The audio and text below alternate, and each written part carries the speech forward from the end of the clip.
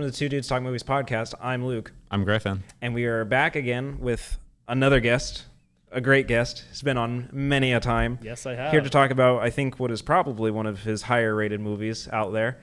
It's the one and only Matt Williamson. Yes, hello. Yes, thank you guys for having me today. I'm super excited to talk about the film. Yeah. Now, for those who are tuning in that don't remember who you are or don't know who you are, can you tell us a little bit about who you are, what you do? Sure. Yeah. So like you guys said, my name is Matt Williamson. I'm a television video production senior here. I have a triple minor in audio production, journalism, and film.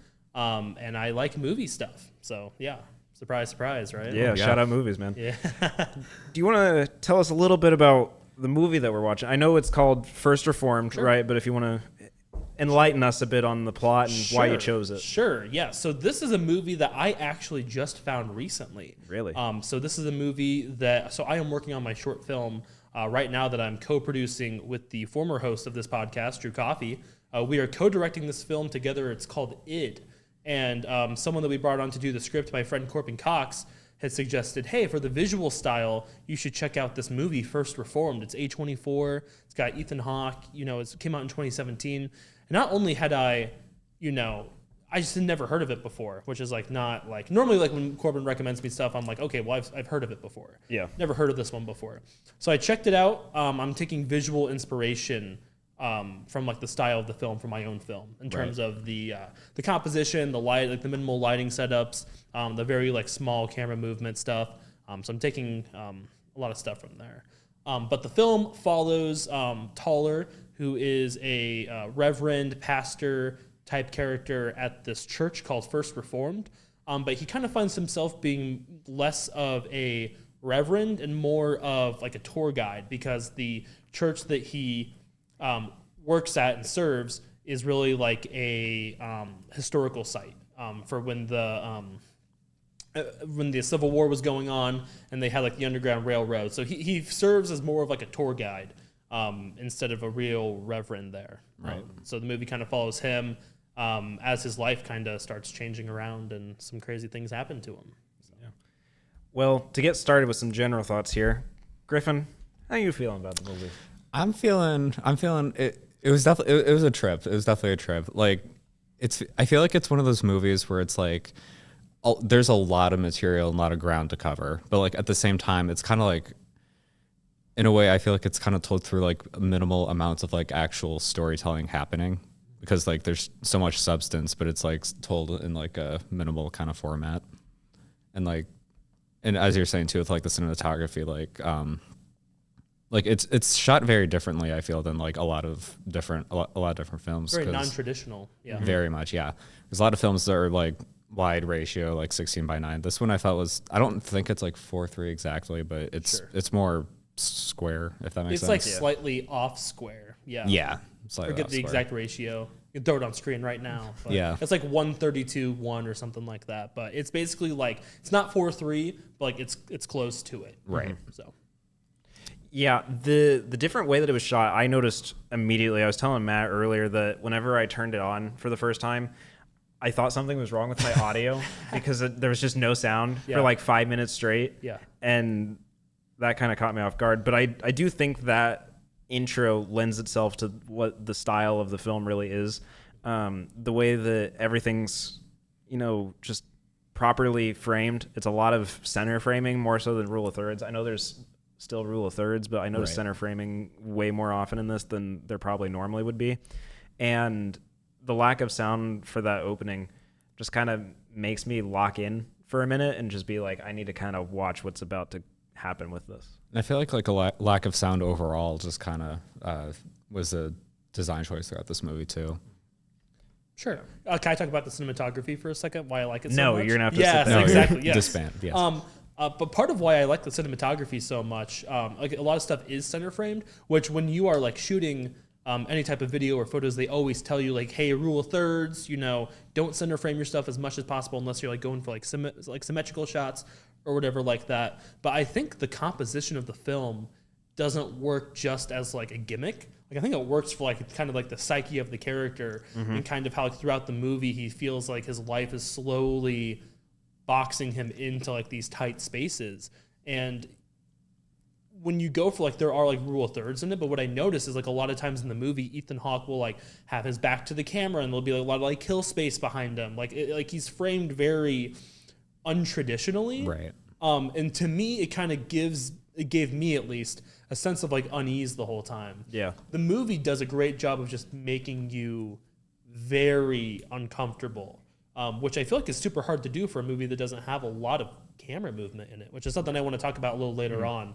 But yeah, with the camera stuff, not as much movement, but I do concede that that's definitely true. But I noticed more so just the lack of cuts, that you're just stuck in a place. Yeah. You are here. Yeah. That's it. And how you mentioned that unease, the lighting and shadows that, as a certain Joe Ostrowski would say, play around in this movie. Right. Shout out, Joe. But as they play with each other, right, and then you have to deal with little to no sound, and it's just kind of natural almost, where you go about most of your life and sure you'll hear like sounds from the environment and stuff, but like in your day-to-day and you're alone, nobody's really saying anything. There's no background score. Right. And then you get towards that last fourth, maybe half of the movie where some of that score really does pick up, but it's just like the same chord over and over. Yeah. It just completely adds to it. yeah, no, definitely. I totally agree. I think that like a lot of the film does feel like a little like monotonous. Like you're going through it and monotonous? Hippopotamus. Hippopotamus, We'll go with yes. that. Monogamous. Yeah, it just feels very like you're going through the motions, kind of like with the character too. And I feel like what makes something like what we covered last time when I was on the show, Scott Pilgrim versus the World, right? Luke Brewer versus the world, if you will. Yes. Peak But like that episode. movie has like all these flashy cuts and like this like super colorful palette and these crazy performances. And like part of why I wanted to choose this movie was because it's so different from what we talked about last time. For sure. It's the complete opposite. The exact opposite. But I think that really goes to show how having all of those elements in a film like Scott Pilgrim really serves the movie that is trying to be, compared to something like this. And it's like, okay, you have very minimal camera movement. You have very minimal editing. You have very minimal lighting. The composition, like you're kind of stuck framing it vertically instead of horizontally. And to me, like it makes the movie that much better when it doesn't rely on the fancy camera work, the fancy lighting.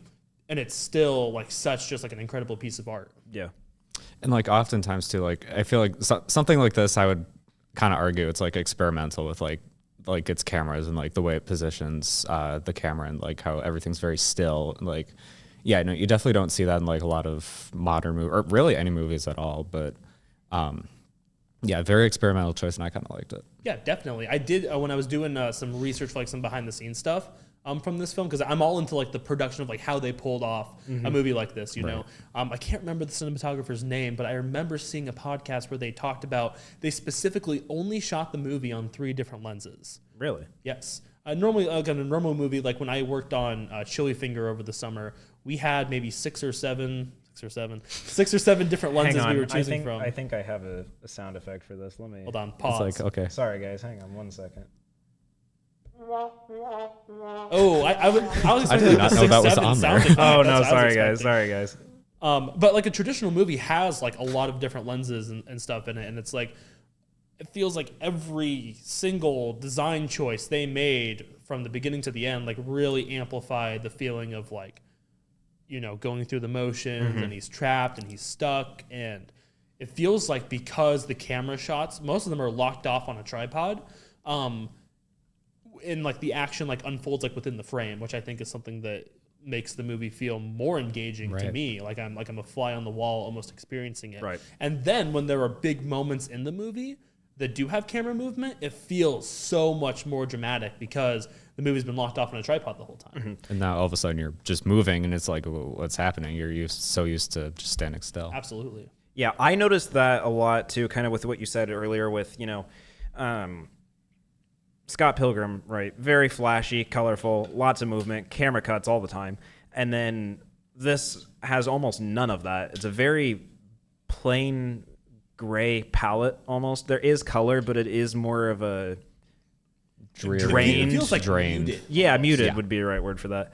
And so you get those moments where, you know, whenever the camera does start to move, it feels more dramatic, like you said. And then also with the dialogue heavy of everything in this and how many monologues or conversations and philosophical debates that occur through this, I feel like if we had something flashier, it would detract from that, because being able to be in a fixed spot, listening to two characters talk, occasionally 180 or just two shot, however they're set up in the room, and you're stuck in said room, you kind of have to think about the conversation. You can't just tune it out, because there's also the silence, so you don't have that background sound to just drown your brain out. Right. You're stuck listening to it. Right.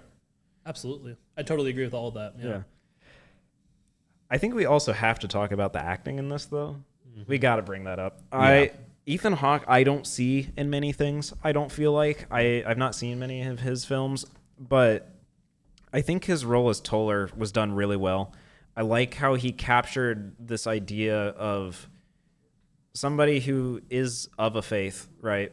And then kind of questions it because of something that's out of said faith's control almost, where as he has these philosophical debates with different people, he kind of questions on whether or not there is anything you can do about it. And a lot of it is climate change related. And I keep thinking of the same tagline of, will God forgive us in this? And Who can know the mind of God? yeah, Exactly. like from my perspective, right, I'm not a religious person, okay? But if I'm thinking about religion for something, right, and I see like things like that and other depressing topics and different things like that, it does make me wonder the same thing, where like, can both be true at the same time, Right. you know? Exactly. I think that he mentioned something like that in the movie with his conversation with, I can't remember the character's name, but when he's in the house and he's talking to the gentleman that kills himself later in the movie. I can't remember what Toller says, but it's something about how wisdom is having two contradicting truths at the same time. Yeah. You know? And yeah. I also think Amanda Seyfried, I think that's how you pronounce her last name. Yeah. Sorry if I messed it up. Seyfried. But her role as Mary is also really good. Oh, she's incredible. Yeah, I like her as an actor a lot too. I also haven't seen a ton of things she is in, but I recognize the face more She's than in the a name. lot of, she was in like Mean Girls. She was in Les Mis. She Like was a in lot of stuff. 2000s. Yeah. So I did like her role as well. I was initially wondering if they purposely named her Mary for some reason. Oh, well, their child's name is Joseph, I think, right? Yeah, it is. Yeah. So it has to be intentional. There's got to be a correlation. Yeah. Yeah, so it was kind of fun pointing that out. And then just acting-wise, phenomenal all around. I don't think I have a single complaint with any actor in this at all, actually. No. And actually, because earlier, Griffin, I think you had mentioned like the long take, or I think it was you, Luke, they had mentioned like the long takes in the movie, right? How the editing slows down the pacing of the film because like you're sitting there with the character for so long. So like I can only imagine how many takes they had to do to like really amplify those characters, because you can't rely on fancy editing to like make those sequences move. It's all on the characters, which is just such a hard production aspect to nail. Yeah. And they just, not only did they nail it for Ethan Hawke's character, but they nailed it for every single character in the movie for me. Yeah. I mean, no performances in the movie ever took me out. And that has to go for all the actors in the movie and the director for sure. Yeah, I feel like nowadays there's a lot of, okay, maybe not a lot, but there are actors that are kind of flat. I don't feel like they're putting a lot of effort into different things, or I see somebody in a role and I don't think this is that character. This is instead insert actor name here. Right. So like you said, these actors getting to really control the way the scene moves like that is really nice and appreciated for me. I think you said something similar like last week with Rocky. Like like Rocky Balboa just really felt like it's just Sylvester Stallone talking. It's not really Rocky Balboa. But more on the topic of First Reform, not Rocky. But yeah, with all the acting here, you can really tell like they put their all into it. And like, as you had mentioned, like since a lot of like the shots are just like fly in the corner, it's like they have to do it all in like one take. I mean, obviously they probably did like a lot of takes, but like at the same time, there's no like jump cuts in between. So you can't really piece it together with editing. You just kind of have to do it all continuously. And to have that performance up for so long is pretty impressive. For sure. And then it's like when the camera does switch around to show a character's reaction, it makes it feel that much more impactful. Exactly. Yeah. I mean, especially, I just keep going back to that conversation with Toller and Michael, I think the character's name is. I believe Yeah, Michael. And they're in like the house area, and like it just like the pacing is just so slow for that scene in terms of like the editing, but like the dialogue just like helps it move so fast. And yeah, it's a lot of different production elements coming together that just make it great. Yeah. And you bring up a point with this, with keeping things moving on a pacing level. And I want to comment on that. But before I do, I need to hear you speak first, because when we were talking about it initially, you said this was kind of, in your opinion, something that feels like a lot's happening with nothing happening at the same time. So I want you to expand on that before I explain the pacing thing. So I feel like the film brings up a lot of like, it can bring out like a lot of good discussion about like religion, about climate change, about like wide variety of topics, like, you know, mental health too, I guess, in a way, because Reverend just he has like suicidal thoughts nearing the end of the movie. But I feel like the story kind of accomplishes that more through like minimal storytelling, and like they don't really say like, I'm feeling unwell. You can like see that he's feeling unwell through like his unease of like, will God forgive us? And that just kind of causes him to go through like this mental cycle. Yeah, whenever you told me the stuff with, feels like a lot's happening, but nothing's happening at the same time, I hadn't seen it at that point yet. But anytime somebody, whether it's for a podcast or just a movie I'm seeing on my own, somebody sees something before me and says something like that, it doesn't initially taint an experience for me. It's more so just keep an eye on it. So that way, if I get there and I recognize it, I can point out and be like, okay, did this happen? Did it not? For me. And then for me, when you said that, I kind of had that in the back of my mind, and I didn't feel like it felt slow. It by nature is, editing wise, like just definitively. But as far as how it feels, it doesn't feel slow, because I think the narration helps guide things along, which ties back to your point about everything flowing smoothly. So these conversations with the lack of sound, I'm laser focused on every word, and then the minute it cuts away and we're getting a bunch of establishing shots and then getting closer to the journal entries, right, that narration helps keep moving it forward to me, or for me, so where I don't feel like, how you said, nothing's happening but something's happening. Yeah, that's completely fair too. That's just my take. Yeah, I mean, I totally agree. It feels like, to me, it feels like the movie has a lot going on, even though it's very minimalist and the camera's not moving a lot, like there's just constantly something happening. The character is constantly going through changes throughout the whole movie. Oh yeah. Which is the most important thing to me. It's not it is like a long drawn out process of his change. But there's multiple events happening in the movie that help me stay engaged with him and engaged with the story, and works to the film's benefit for sure. For as much as I do like about this movie, there's only one thing that I did not think I know what it is. It's not that I didn't like it. It just is something that negates it a little bit. Takes you out of it, I think I know. Briefly. But if you think, because I feel like you might not, but I want to hear what you think. It's got to be the dream sequence. Surprisingly, no. No, I thought for sure that was going to be your critique. No. I do want to talk about that. I'm excited to hear what you have to say then. Okay. For me, I've said multiple times, and I think it kind of goes hand in hand with continuity more so, but I like story, right? I feel like the plot, if you get a bad plot, you can do the most fantastic cinematography of all time, but I still don't care because the story sucks.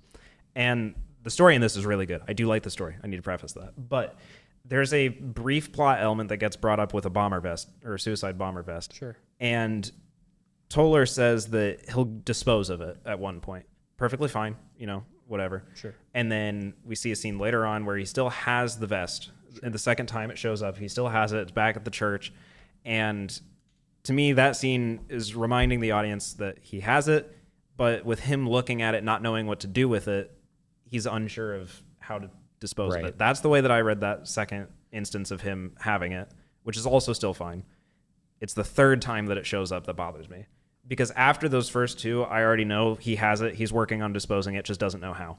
And then we get to a scene later on where he starts to get maybe not cynical, but he starts to think more about the climate stuff and whatnot that Michael was bringing up to him. Radicalized. Yeah. Which is something I want to talk about later as well. Okay, perfect. So, and so as he's getting more radicalized, like you said, in thinking about this, I sat there and out loud said to myself, no shot the way the movie ends is if he puts a bomb vest on and blows up the room of rich people. Yeah. And then sure enough, like 3 scenes later, he takes the bomb vest off. And that's how I know that that's what is going to happen, like plot-wise. Granted, it doesn't. Right. Because after I had that initial thought, I was like, maybe not.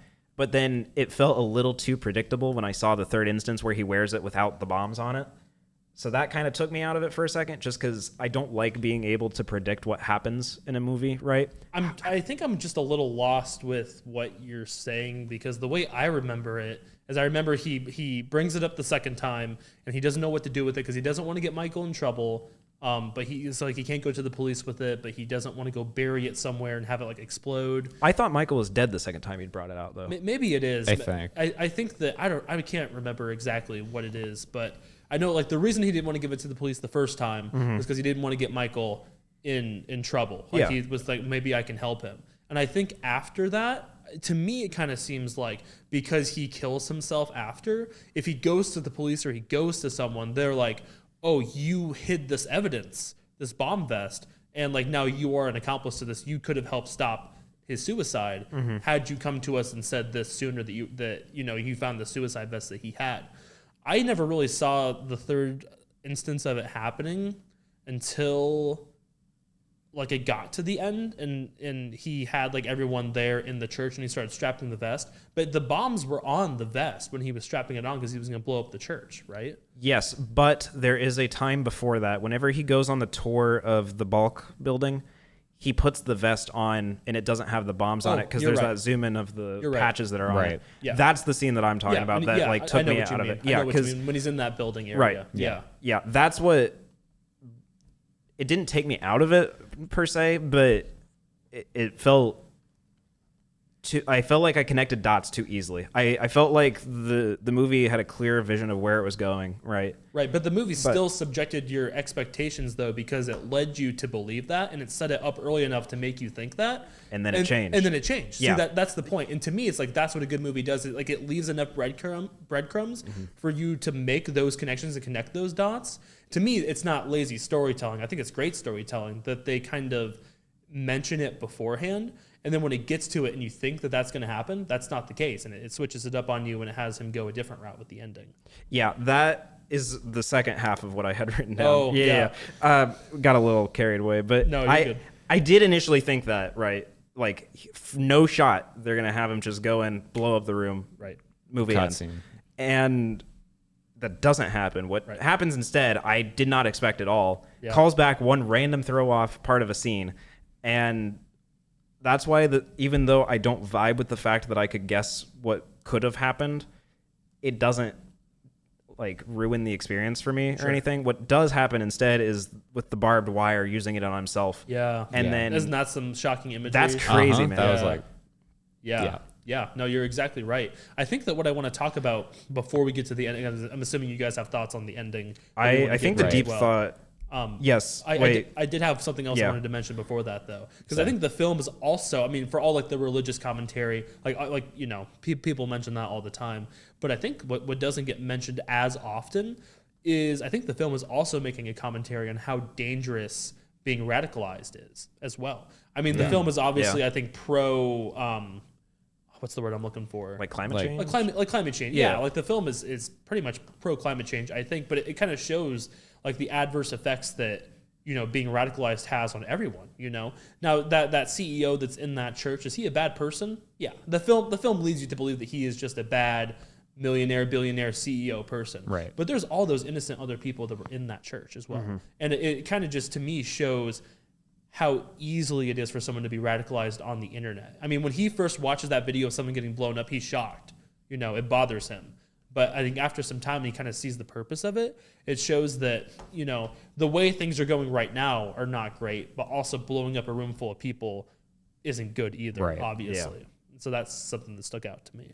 And I think, like, adding on to your point of, like, the dangers of being, like, too radicalized, I think the movie, it definitely shows more of, like, an extreme example of what could happen. Sure. I don't think anyone who gets, like, very extremely radicalized is just going to run into a room with a suicide vest. I don't think every person's going to do that. No, but it happens in real life. It does happen. It's based off of real events that happen to real people. Right. And also, you also have to remember, like, it is a movie too. Yeah, you know? it's a movie. It's a movie. It's fiction. So it's fiction. It's supposed to be entertaining. But it's realistic in that sense, I think, and it shows that. I mean, things have happened in the past in churches specifically. Yeah. Where something similar has happened, where they want to go kill a room full of people for whatever reason. So I was gonna get into just the main part of the film that I didn't vibe with, and you had mentioned it already. It's the dream scene where it's like they're like laying on top of each other, and it's just like this weird green screen kind of like going around the world. It's just like, I get it's meant to show like the earth and like how it's kind of being changed by climate change, but it just felt like it didn't really belong there with like everything else that I had seen. Like up until that point, it had just been like very still, like fly on the wall kind of cinematography, and then all of a sudden we're on this like green screen type of sequence where it's just like, I don't know, I'd compare it to like an old like Windows screensaver kind of a thing where it's just like you're transitioning from this place and then you're in the next place, and it's just like up until that point it's just like there had been like no mention of original ritual of any kind of, and then all of a sudden it's just there without really any explanation. And it's just like it's just there for that scene to serve that one purpose, and then it just is never brought up again, and that's just kind of my main problem with it. I think for me the reason that scene worked, which surprised because you would think that I disliked I it. thought you would have. But I will say the green screen, I did notice it did look a little strange at first, but as I kind of understood what the scene's purpose was, I got behind it more, which completely contradicts past examples of things where I understand it but I still hate it. So I don't know why this one works in that scenario, but sure. But I think it worked hand in hand with the climate change messaging that was going through, because Mary hints at her being high and having done some sort of drug beforehand. And then as they sit there, they're kind of not an acid trip, but they're essentially on a similar type mystery journey or whatever the name of it is. And as they go through, the first imagery that we're seeing of Earth and nature and stuff is, from my viewing and interpretation, her thoughts, right? She's just kind of calm and mellowed out. But then as they're sharing that experience, being so close with each other, you kind of transition out of Mary's thoughts into what Toller's thinking. Yeah. And Toller is still completely radicalized, like you said. So all he's thinking about is that pollution stuff. And that's why the imagery changes to be that more muted color. You're seeing the factories, the smog, that huge amount of tires, all the different pollution stuff. Yeah, very cool. Griffin, I think everything you mentioned as to why that scene doesn't work for you is everything to me why it works to me, which I think is to the film's either benefit or detriment, depending on what you think. Take note how in that scene too, again, the movie is so grounded, like completely grounded up until that point. Right. And they start floating off the ground, and the camera that's been locked off on a tripod the whole time starts spinning out of the room off to the side. You know, so that camera movement already feels extreme. Then you got the green screen going on. And to me, the way I interpret that scene is not so much, it's Mary's thoughts and then his thoughts. I kind of see it as this is someone who has been this reverend at this church for a while, and he's had all these thoughts about religion and everything else going on in his life.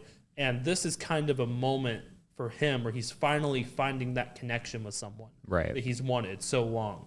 And it's overwhelming him at once. And it's a lot of things going on in his mind. It's a lot of stuff happening to him. He feels this connection with someone. He's having all of this imagery about the world that, in his eyes, God has created and how it's being ruined by people. And, exactly. Yeah. And to me, that scene intentionally sticks out like a sore thumb, because to me, that's the turning point in his character.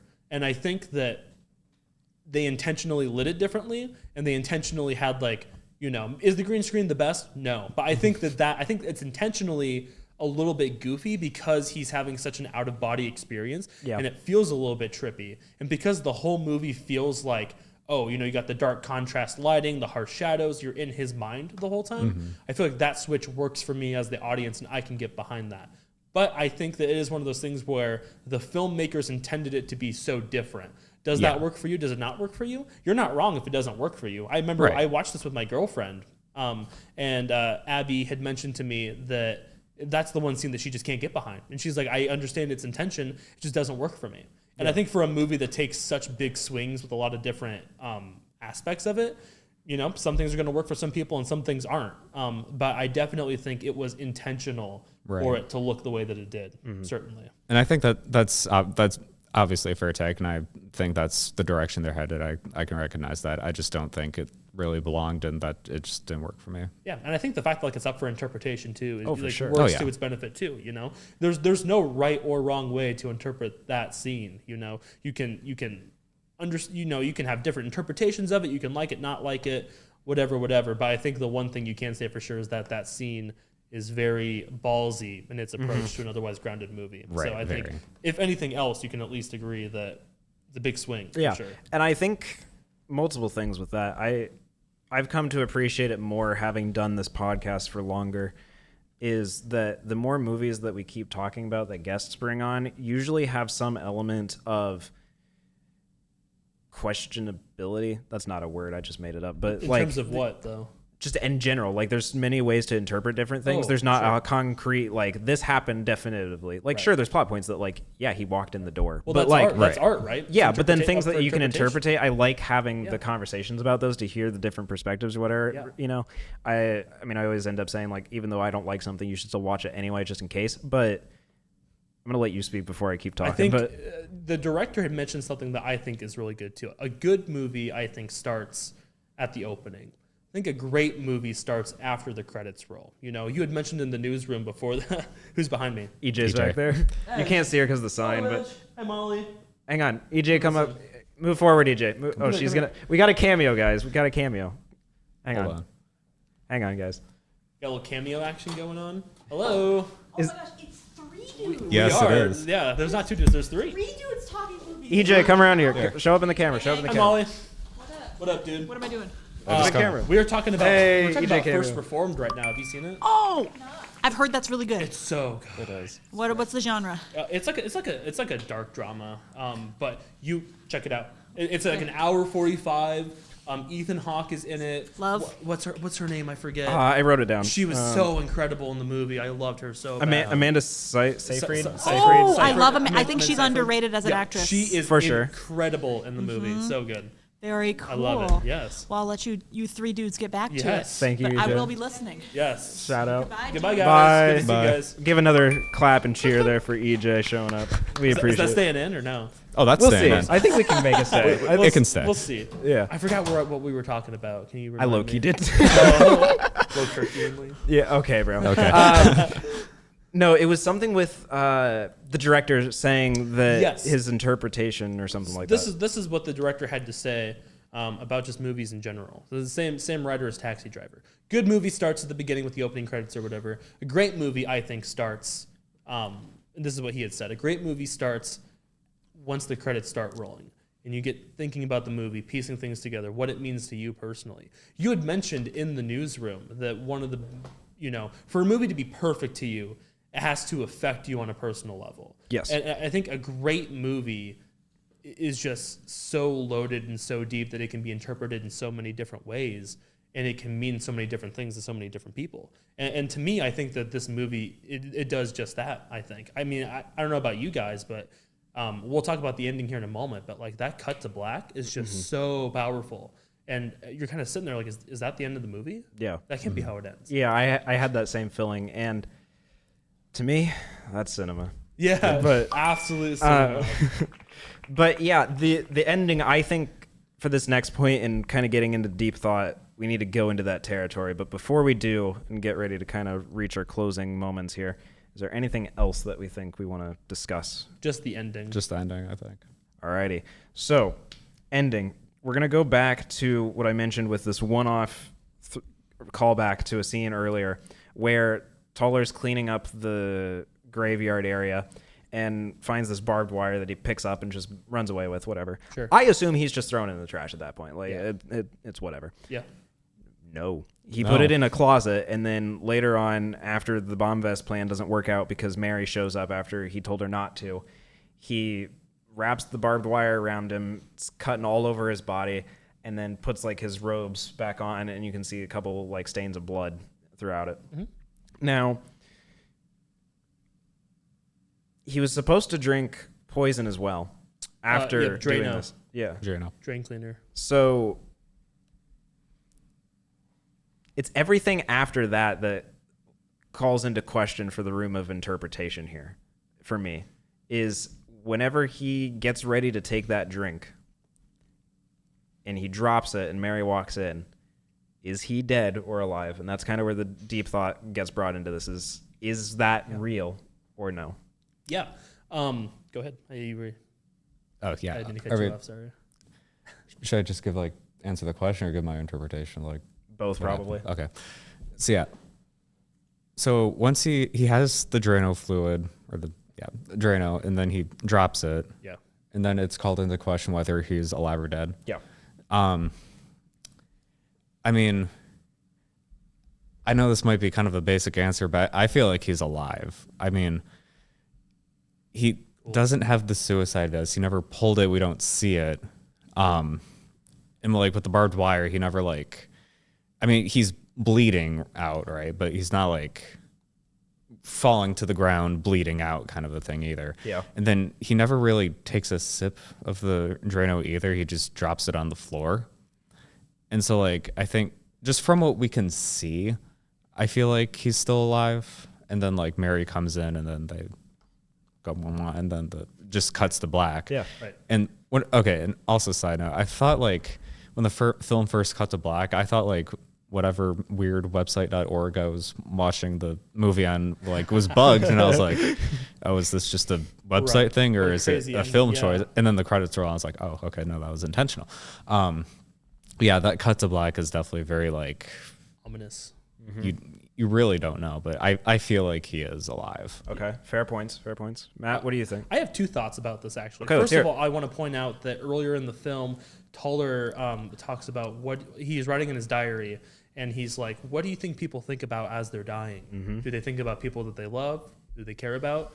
Do they not think about anything at all? Like, what happens before things go to black? Yeah. You know? Because that was right after Michael, right? After he sees her. Yeah. Technically. So really the question is she there or not, to me? The question is not, did he drink it, did he not drink it? It's like, if he did drink it, then he's dead, and she was never in there.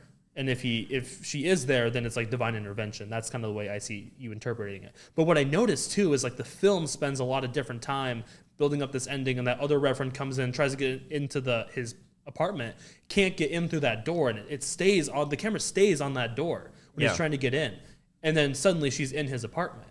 And it's like, oh, but the door was locked. So it's just a vision. It's also... But she's not standing next to the door. She's standing next to the other door that you don't know if it's locked or not. So it's intentionally messing with all of these feelings of... Sorry, I was thinking. I'm pretty sure it's the same door because I'm remembering. Is it not? It's not. No, okay, no. I was thinking back to the scene where she goes before that like acid trip sequence, and she enters that same door. Right. Well, I think in this, and because part of like why this ending is so drawn out, right? He's got the bomb vest on. He's looking out the window that guy later tries to get into, and he sees the front door, like to the church. Like the church is here, and like his house is like off to like the side or whatever. Okay. So when she gets in, she's standing in the other doorway, back to like where you'd never see like past that area. So she gets into his apartment, but it never shows you how. And that kind of leaves like to two different interpretations. Either he drank the Drano, and that was like the last thing that he felt, or like he was like seeing like visions, you know, like right before he died. And that goes back to what he said was he finally like felt like this connection with someone, and that's who he saw in his final moments. Or that it was divine intervention and she somehow saved him right before he drank the drain cleaner. And I think that with that cut to black is one of two things. It's very intentional. Either he is dying and then that's lights out, that's the end, you know, this is black, or this is the start of his new life, you know. Maybe there was divine intervention, maybe he is alive, and maybe he has finally found this connection with someone. And that moment is when the rest of his life starts. Right. You know, something else I want to mention with the ending too, because the film is so locked off on tripod the whole time. Notice how like the only time it's like moving around the characters is at the end, you know? So even like not just the story, but the camera movement is calling everything into question. You know, the camera is asking the audience, you know, is this a liberating moment for him, just as the camera has been liberated? Or is this a fantasy that he's seeing? You know, every single production element is just playing at the ending. And that's why I just love the movie. Love the ending. I, in the short amount of time that we've discussed this, have changed my mind based on what I had written down for this. I originally thought that he was seeing shit and was dead. Yeah. And that him having that barbed wire on, visibly seeing the blood through the clothes, was a signifier that either one, he still had it on, or he's taking it off, he's bleeding out visibly. Yeah. And then he gets ready to drink that cleaner, but in his last moments for death, he sees whatever before he dies, right? That's why he drops it. That's why he meets Mary. Right. And then they can stand so closely together because it's not real. The barbed wire should be cutting her. Right. But, Yeah. But, I think after discussing this, I've changed my mind a little bit to where I think he might actually be alive still, because when I wrote down my thought of him being dead, I was under the assumption that it was the same door. But if it's not, then go back and watch it. So it's kind of hard to explain. The camera shows a wide shot, which there's not a ton of in the movie. The camera shows the wide shot, and you see the chimney on the left hand side, and you see the door the guy was trying to get through on the left, and then on the right hand side of the screen, she's standing like in the middle of the room, close to that like doorway. So she's standing in the doorway of a place you never get to see in the movie, as far as I understand. Yeah. But I do want to ruin something for you guys real quick. And in the director's commentary, the director says specifically he would bring the post-production crew together and they would watch the sequence and they would take a vote. Who thinks he's alive? Who thinks he's dead? And whoever won the majority vote, they would change the edit to make it look different. And then they would take another vote. Okay, hang on. And they would change If they took a vote, okay, hang on. Yes or no question. Yes. Did they take a vote and definitively choose one? No. Okay. So what would happen was they would take and he was like, oh, it was pretty split. You know, people think he's alive, people think he's dead or whatever. But the majority of whoever voted, they would change it in the edit. And he kept changing it over and over again until it was like a 50-50. People are like, it could be whatever. And he's like, that's the take. Okay. Because it's so up to interpretation, and you're like, you know, I think that you can pick the ending. You can pick the ending where things don't work out for him, and it's the ending is just as grounded as the rest of the movie. Or like you can believe in divine intervention as well, and you can believe that maybe he was saved by this woman by Mary at the very end.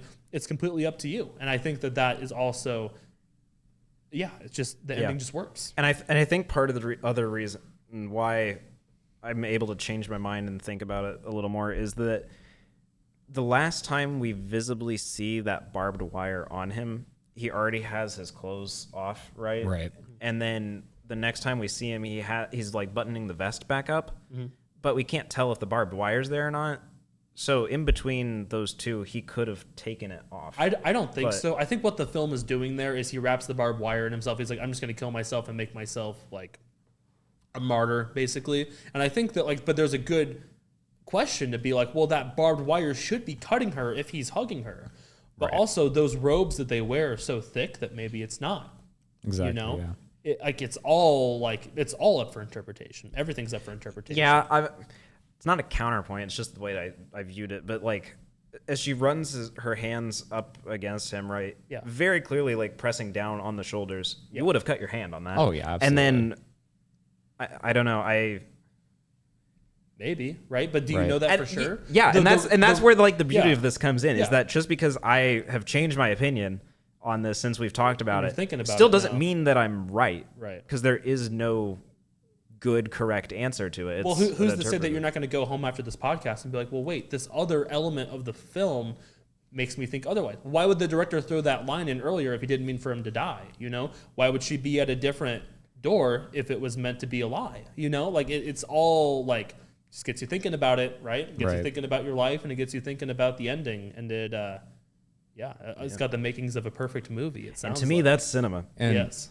And kind of going back to the point of the barbed wire, if he still had it on, and like when Mary was like, you know, hugging him, I feel like any rational person would be like pressing down. They'd feel the barbed wire, and they'd like kind of like, you know, like step back and be like, what just poked me? So I guess maybe I don't know. Yeah, now I'm questioning if he's actually alive, because it's like, if she didn't like step back from feeling the pain of the barbed wire, is the barbed wire there? Is he imagining it? You know, Right. because now I'm questioning. Right. Well, also she's been in so much pain for the whole movie, right? Like you can just Right. see it on the actor's face. Like she is just in pain the whole movie. So just for Toller, I think if you're going with the interpretation that he is alive and she saves him, like it doesn't matter the pain that she's feeling, because what matters to her is that she's with him. You Right. know? And Even if she's got barbed getting, wire. even if she's getting cut or whatever, because she's running her hands like through like his hair, his arms and stuff, but she's not like rubbing it like underneath his robe or Right. anything, Yeah. right? She's not like rubbing it up and she's like, oh, I'm not cut. Look, see, whatever. But it's like those robes. I used to be an acolyte at my church, and like those robes are thick, you know. And so it's like, would the barbed wire cut through it? Maybe. I don't know. Like that's the point. You mean to tell me you didn't test that into the field? Yeah, right. You don't have barbed wire laying around? But like that, to me, like that's the whole point, right? It's like maybe, maybe not. Think a little harder about it and see if you come up with anything. Yeah. Well, that was a deep talk. Yeah.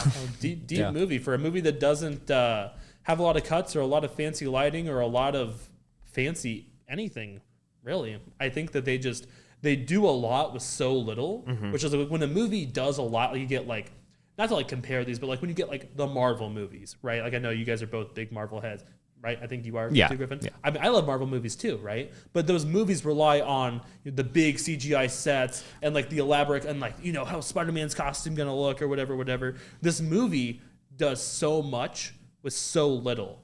And to me, like that is just the making of a great movie. It's not that they're throwing a $100 million budget at it. Yeah. It is dedicated actors, dedicated writers, a great cinematographer, great production designer, just working in tandem to just create a piece of art on a small indie budget. Yeah. And to me, like that is just like that's filmmaking.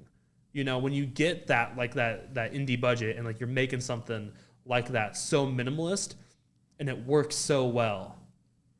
It's just a great movie. Yeah. Sometimes less is more. Do we think we are ready to give our ratings? I think so. I think so. All right. Matt, you chose the movie. We're going to start with you. It's gonna be the 5 out of 5 stars for me. Okay. All right. I am going to give it, I mean, the only thing that really, it was kind of a major thing that took me away from it, actually. But like the dream sequence, like I'd made my point before, but just like felt out of place. And it's just like the way it's just brought in isn't ever really explained, like why it's there and it's ever brought up again. So I think with that, I'm going to give it like 3.5 out of 5. All right. I think for me, you know, Matt, we were talking earlier, like for me to give something a 5, you've really got to lock in and get my attention. And Sinners, for all the glaze that I will ever give it, is a good example of that, right? Where like I genuinely feel locked in. I feel that emotional connection to Right. something. And I think this film only gets me halfway there. I'm very locked in on it, right? I'm hinging on the words. The tension is completely palpable. Like perfect. Acting, phenomenal. The cinematography, lighting, brilliant. And then, you know, for what the majority of this episode has been is just interpretation, right? With this ending and how you want to perceive it. And there is no good, right answer, you know? And it's nerdy as shit, but it makes me think of like New Vegas endings, right? Where there is no good choice. Everybody has their pros and cons. And I feel like a similar thing happens here where no matter your interpretation, you have evidence to support it, but you also have evidence to prove the opposite. Sure. So while I don't feel anything emotionally connected out of this, I'm almost there. I'm almost there where I am very locked in on it and very engaged. And for that, I think it's got to be a 4.5 out of 5 for me. Can I ask one more question before we wrap up the episode real quick? No. Well, no. We can't. No, This go question ahead. is actually for Griffin. Oh, okay. Because you had mentioned that the film has this dream sequence and never explains. This is not a yes or no question. This is just like whatever you interpret personally. Because I'm just interested Right. to know from someone that doesn't think that is a good part of the movie. You're like, the film doesn't explain that part again. Does the film owe you, as the viewer, an explanation as to what happened? Why or why not? I mean, it definitely didn't provide an explanation for the ending, and I think that works. Like, I think the ending's like meant for an open interpretation. With the dream sequence, it's like I feel like kind of feels like it maybe should. I can see how it works, and like I think it, it can work, and I see how it was meant to work. It just didn't work for me because it's just like it's there, and it's like off-putting. It's meant to be off-putting, but like at the same time, it's just like, how can I really like appreciate it if it's not like, if it's just like so drastically different from the rest of the movie? Yeah. I can understand where you're coming from with that, because there's been times where we watch a movie, right, and you'll endlessly love something, but there's times where I'm like, I don't know if this was explained enough for me to get behind it. So Right. I can understand where you're coming from with that. Yeah, definitely. I was just interested to know your interpretation of it. So that's all. Well then, that is it for this episode of the Two Dudes Talk Movies podcast. Really more like three dudes talking movies. But Exactly. Yeah. Featuring EJ. yeah, featuring EJ and some other people. Right. We will be back again next month. Our Black History Month tradition will continue as planned in previous years, so we'll be back doing that. For the meantime, I'm Luke. I'm Griffin. And I'm Matt. And we will see you then. Bye. Bye. Goodbye.